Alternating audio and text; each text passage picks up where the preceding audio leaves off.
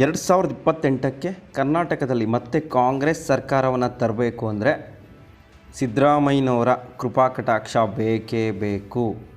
ಸಿದ್ದರಾಮಯ್ಯನವರ ಶಕ್ತಿ ಇಲ್ಲದೆ 28ಕ್ಕೆ ಕರ್ನಾಟಕದಲ್ಲಿ ಕಾಂಗ್ರೆಸ್ ಸರ್ಕಾರ ರಚನೆ ಆಗೋದಕ್ಕೆ ಸಾಧ್ಯವೇ ಇಲ್ಲ ಅನ್ನೋದನ್ನು ಸಾರ್ವಜನಿಕ ವಲಯದಲ್ಲಿ ಇಷ್ಟು ದಿನ ಚರ್ಚೆ ಆಗ್ತಾಯಿತ್ತು. ಆದರೆ ಈಗ DK ಶಿವಕುಮಾರ್ ಸಂಪುಟದ ಪ್ರಭಾವಿ ಸಚಿವರೇ ಓಪನ್ ಆಗಿ ಹೇಳ್ತಾ ಇದ್ದಾರೆ, ಸಿದ್ದರಾಮಯ್ಯ ಬೇಕೇ ಬೇಕು, ಸಿದ್ದರಾಮಯ್ಯ ಇಲ್ಲದೇ ಇದ್ದರೆ ಕಾಂಗ್ರೆಸ್ ಖಂಡಿತವಾಗಿಯೂ ಅಧಿಕಾರಕ್ಕೆ ಬರೋಕ್ಕೆ ಸಾಧ್ಯವೇ ಇಲ್ಲ ಅನ್ನೋ ಧಾಟಿನಲ್ಲಿ ಈಗ ಸಚಿವರು ಮಾತನಾಡ್ತಾ ಇರೋದು. ಇದು ಇವತ್ತು ಮತ್ತೆ ರಾಜ್ಯಾದ್ಯಂತ ಭಾರಿ ಚರ್ಚೆಗೆ ಕಾರಣವಾಗ್ತಿರೋದು ಮತ್ತು ಕಾಂಗ್ರೆಸ್ ಪಕ್ಷದಲ್ಲಿ ಸಿದ್ದರಾಮಯ್ಯನವರ ಶಕ್ತಿ ಒಂದು ಚೂರು ಕುಂದಿಲ್ಲ ಅನ್ನೋದನ್ನು ತೋರಿಸ್ತಾ ಇದೆ. ಇವತ್ತು ಬೆಂಗಳೂರಿನಲ್ಲಿ ನಡೆದಂತಹ ಸಮಾರಂಭದಲ್ಲಿ ಸಚಿವ KH ಮುನಿಯಪ್ಪನವರು ಭಾಷಣದಲ್ಲಿ ಓಪನ್ ಆಗಿ ಹೇಳ್ತಾರೆ, ಸಿದ್ದರಾಮಯ್ಯ ನಮ್ಮ ಕಾಂಗ್ರೆಸ್ ಪಕ್ಷದ ಶಕ್ತಿ. ಸಿದ್ದರಾಮಯ್ಯ 8 ವರ್ಷ ಮುಖ್ಯಮಂತ್ರಿಯಾಗಿ ದೀನ ದಲಿತರ ಪರವಾಗಿ ಕೆಲಸ ಮಾಡಿದ್ರು, ಶೋಷಿತರ ಪರವಾಗಿ ಕೆಲಸ ಮಾಡಿದ್ರು, ಎಲ್ಲ ಜಾತಿಯ ಬಡವರ ಪರವಾಗಿ ಕೆಲಸ ಮಾಡಿದ್ರು.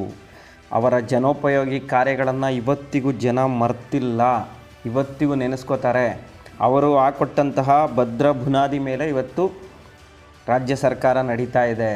ಸಿದ್ದರಾಮಯ್ಯನವರೇ ಕಾರಣ ಇವತ್ತು ಸರ್ಕಾರ ಇಷ್ಟು ಸುಗಮವಾಗಿ ಸಾಗ್ತಾ ಇದೆ ಅಂದರೆ, ನಾವೆಲ್ಲರೂ ಒಂದಾಗಿ ಹೋಗ್ತಾ ಇದ್ದೀವಿ ಅಂದರೆ ಅವರ ಆಡಳಿತ ವೈಖರಿಯೇ ಕಾರಣವಾಗಿದೆ. ಹೀಗಾಗಿ ಸಿದ್ದರಾಮಯ್ಯನವ್ರನ್ನ ನಾವು ನಿರ್ಲಕ್ಷ್ಯ ಮಾಡುವಂತಹ ಪ್ರಶ್ನೆಯೇ ಇಲ್ಲ. 2028ಕ್ಕೆ ನಾವು ಮತ್ತೆ ಅಧಿಕಾರಕ್ಕೆ ಬರಬೇಕು ಅಂದರೆ DK ಶಿವಕುಮಾರ್ ಒಬ್ಬರೇ ಆಗೋದಿಲ್ಲ. ಅವರ ಜೊತೆ ಸಿದ್ದರಾಮಯ್ಯನವರ ಶಕ್ತಿ ಸೇರಿದ್ರೆ ಮಾತ್ರ ಕಾಂಗ್ರೆಸ್ ಅಧಿಕಾರಕ್ಕೆ ಬರುತ್ತೆ ಅಂತೇಳಿ KH ಮುನಿಯಪ್ಪನವ್ರು ಹೇಳ್ತಾ ಇರೋದು. ಇಲ್ಲಿ DK ಶಿವಕುಮಾರ್ ಅವರ ಜೊತೆ ಕೈ ಜೋಡಿಸ್ಬೇಕು ಸಿದ್ದರಾಮಯ್ಯನವರು ಅಂತ ಹೇಳ್ತಾ ಇದ್ದಾರೆ. ಯಾಕಂದರೆ DK ಶಿವಕುಮಾರ್ ಈಗ ಮುಖ್ಯಮಂತ್ರಿ, ಹೀಗಾಗಿ ಅವ್ರ ಹೆಸರನ್ನು ತಗೊಳ್ಳೇಬೇಕು.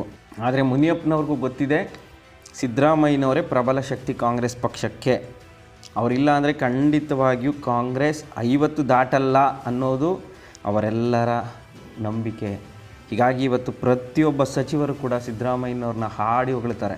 ಯಾಕಂದರೆ ಇವತ್ತು ಸಿದ್ದರಾಮಯ್ಯನವರು ಆ ಸಮಾರಂಭಕ್ಕೆ ಎಂಟ್ರಿ ಆದ್ರಲ್ಲ, ಅವ್ರ ಎಂಟ್ರಿ ಆಗ್ತಿದ್ದಾಗೆ ಶಿಳ್ಳೆ ಚಪ್ಪಾಳೆ ಯಾವ ರೀತಿ ಮುಗಿಲು ಮುಟ್ಟುತ್ತೆ ಅಂದರೆ ಒಬ್ಬ ಹಾಲಿ ಮುಖ್ಯಮಂತ್ರಿಗೂ ಇಲ್ಲ ಅಂತಹ ಶಿಳ್ಳೆ ಚಪ್ಪಾಳೆ ಜಯಘೋಷ ಮೊಳಗುತ್ತೆ ಸಿದ್ದರಾಮಯ್ಯನವ್ರ ಪರವಾಗಿ.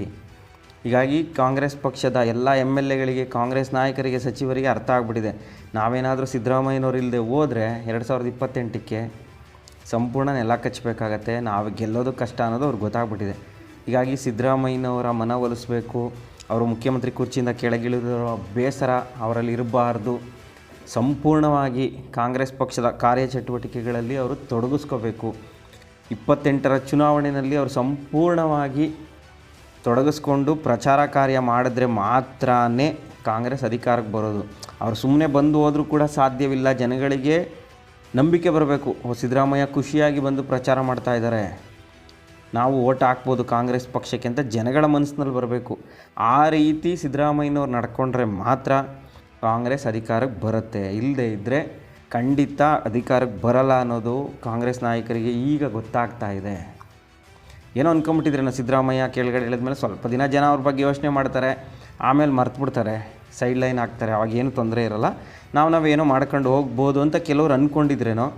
ಆದರೆ ಜನ ಸಿದ್ದರಾಮಯ್ಯನವ್ರು ಮುಖ್ಯಮಂತ್ರಿ ಸ್ಥಾನದಿಂದ ಕೆಳಗಿಳಿದ ಮೇಲೆ ಮತ್ತಷ್ಟು ಅಭಿಮಾನಿಗಳ ಸಂಖ್ಯೆ ಹೆಚ್ಚಾಗ್ಬಿಡ್ತಾ ಇದೆ. ಸಿದ್ದರಾಮಯ್ಯ ಯಾವುದೇ ಜಾಗಕ್ಕೆ ಹೋದರೂ, ಯಾವುದೇ ಫಂಕ್ಷನ್ಗೆ ಹೋದರೂ ಹೆಚ್ಚಿನ ಸಂಖ್ಯೆಯಲ್ಲಿ ಜನ ಸೇರ್ತಾ ಇದ್ದಾರೆ. ಹಾಲಿ ಮಂತ್ರಿಗಳು, ಮುಖ್ಯಮಂತ್ರಿಗಳು ಫಂಕ್ಷನ್ಗಳಲ್ಲೂ ಅಷ್ಟು ಜನ ಸೇರ್ತಾ ಇಲ್ಲ. ಸಿದ್ದರಾಮಯ್ಯನವರೇನಾದರೂ ಆ ಸಮಾರಂಭದಲ್ಲಿ ಭಾಗಿಯಾಗ್ತಾ ಇದ್ದಾರೆ ಅಂದರೆ ಖಂಡಿತ ಅಲ್ಲಿ ಹೆಚ್ಚಿನ ಸಂಖ್ಯೆಯಲ್ಲಿ ಜನ ಸೇರ್ತಾ ಇದ್ದಾರೆ. ಇದನ್ನೆಲ್ಲ ನೋಡಿ ಈಗ ಕಾಂಗ್ರೆಸ್ ನಾಯಕರಿಗೆ ತಳಮಳ ಶುರುವಾಗಿರೋದು. ಸಿದ್ದರಾಮಯ್ಯನವ್ರನ್ನ ಇಳಿಸಿ ತಪ್ಪಾಗ್ಬಿಟ್ಟಿದೆ ಅಂತ ಕಾಣುತ್ತೆ. ಆ ತಪ್ಪನ್ನು ಸರಿಪಡಿಸ್ಕೋಬೇಕು.